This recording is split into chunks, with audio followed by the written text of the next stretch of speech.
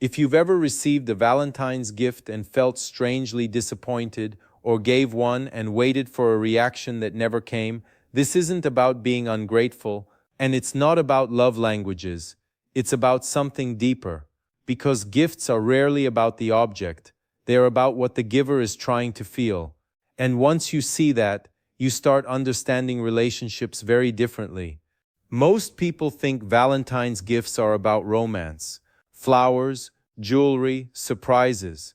But psychologically, gifts are emotional messages. They communicate needs that are often unspoken, needs people don't know how to say out loud. That's why two people can exchange gifts and still feel disconnected. Nothing went wrong, the message just wasn't understood. This isn't about judging gifts as good or bad. It's about reading what the gift is regulating emotionally. Here's the core mechanism. People don't give gifts to express love. They give gifts to regulate emotions. Some gifts are about closeness. Some are about reassurance. Some are about control. Some are about avoiding vulnerability. For example, a very expensive gift doesn't always mean deep love. Sometimes it means I need to feel valued. I need to secure this connection. I'm afraid of losing you.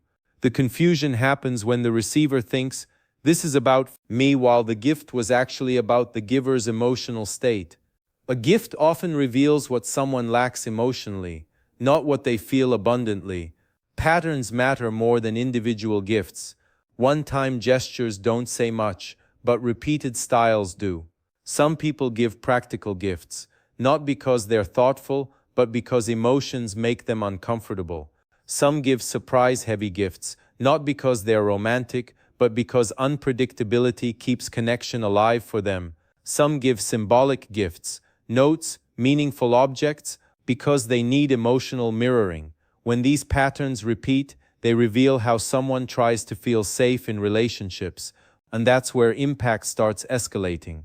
You can misread generosity as love when it's actually anxiety managing closeness. Over time, gift dynamics shape relationships. If gifts are used to reassure insecurity, the relationship becomes conditional. If gifts replace emotional presence, intimacy stays surface level. If gifts are used to avoid conflict, real issues never get addressed. The long-term effect is subtle. People start measuring love by effort, not emotional availability. They feel cared for but not deeply known. And that gap slowly creates dissatisfaction without a clear reason why. Feeling appreciated is not the same as feeling emotionally connected. This is why people stay stuck in confusing dynamics. They don't question the gifts because the gifts look right.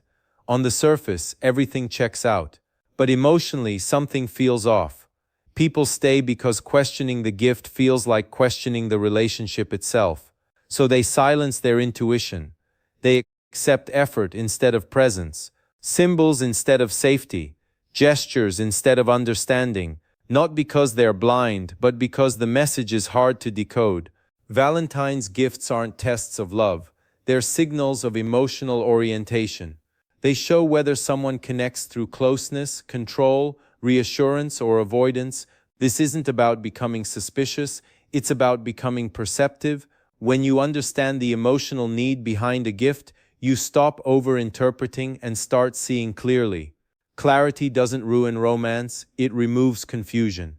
And confusion is what exhausts relationships over time.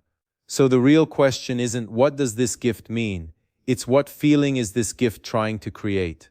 Because once you start noticing that, you stop focusing on the object and start understanding the emotional pattern underneath. And that changes how you experience love, even when nothing else changes.